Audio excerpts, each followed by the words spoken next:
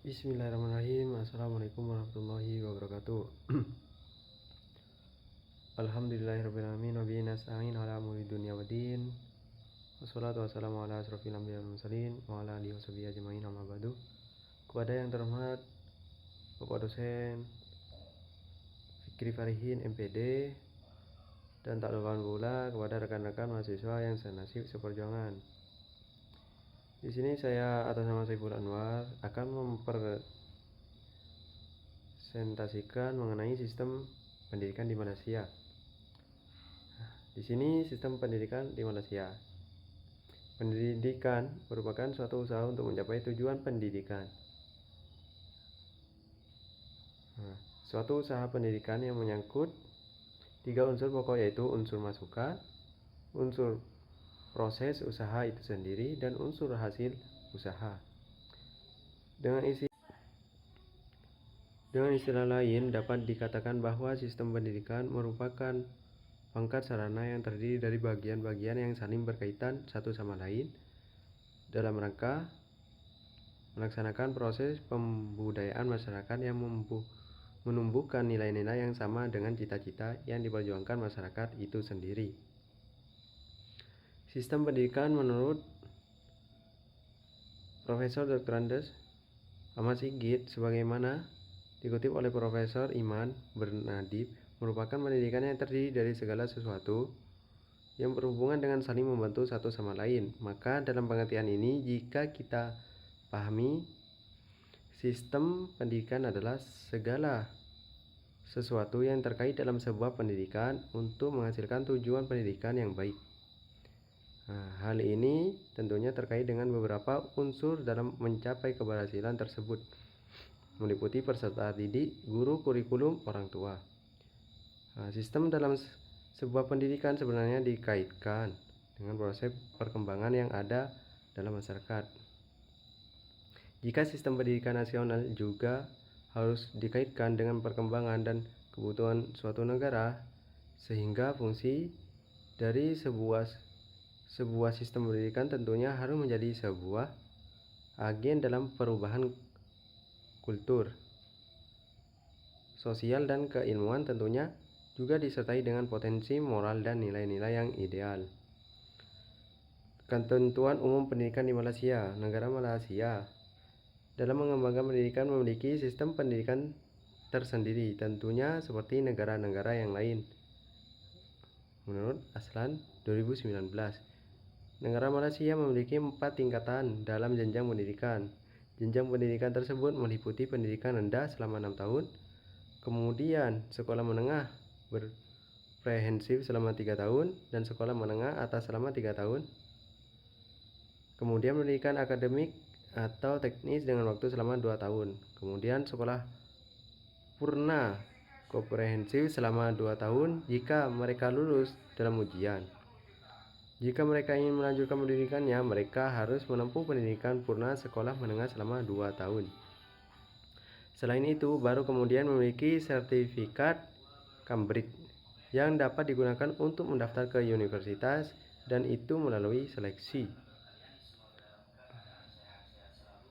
Di sini sesuatu yang unik di negara Malaysia adalah ketika anak sudah berusia 6 tahun, orang tua harus mendaftarkan anaknya di sekolah rendah, dan pendaftaran dilakukan sebelumnya.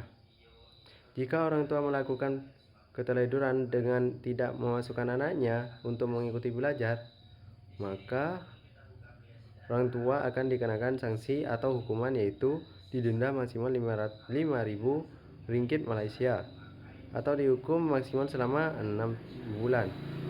Selain itu, biaya pendidikan juga memiliki ketentuan-ketentuan tersendiri.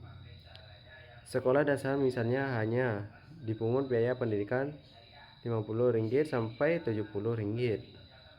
Jadi anggaran hanya sekitar RM125.000 sampai RM187.500 per tahun. Bisa kita lihat jauh berbeda dengan negara Indonesia. Banyak anak-anak yang tidak mendapatkan pendidikan. Buku yang digunakan juga tidak berganti setiap tahun. Jadi buku yang dimiliki oleh adiknya bisa dipakai kembali oleh adik-adiknya sama dengan di Indonesia pada masa dahulu.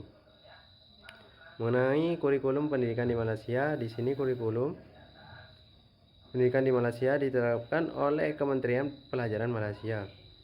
Kurikulum pendidikan di Malaysia relatif stabil. Kurikulum pendidikan tingkat sekolah dasar 324 misalnya KBSD yang berjalan dari tahun 1982 sampai tahun 2007. Masih digunakan. Hal yang unik lagi dalam buku pendidikan di Malaysia, pengantar ditulis dengan menggunakan bahasa Inggris untuk pelajar sains. Kesejahteraan guru juga dipandang sangat penting. Gaji guru di Malaysia pada tahun 2007 sekitar 2.500.000 dan hal itu sebanding dengan gaji profesor golongan 4 di Indonesia pada saat itu. Adapun visi dan misi utama pemerintahan Malaysia adalah menjadikan negerinya sebagai pusat pendidikan berkualitas dan siap bersaing dengan lembaga pendidikan tinggi di negara lain seperti Singapura dan Australia. Di sini negara Malaysia mengalami kemakmuran dengan meningkatnya hasil alam dan industri. Dan mereka sadar tidak mungkin kemakmuran itu bisa terus dinikmati oleh rakyat Malaysia secara terus-menerus jika tidak diimbangi dengan pembangunan sumber daya manusia. Maka pemerintah Malaysia memiliki paradigma pendidikan sebagai tempat yang paling tepat untuk menyiapkan generasi-generasi yang unggul. Dan pembangunan pendidikan di Malaysia yang dijalankan dengan sungguh-sungguh. Negara Indonesia seharusnya bercermin pada sistem pendidikan di Indonesia, pendidikan di Malaysia.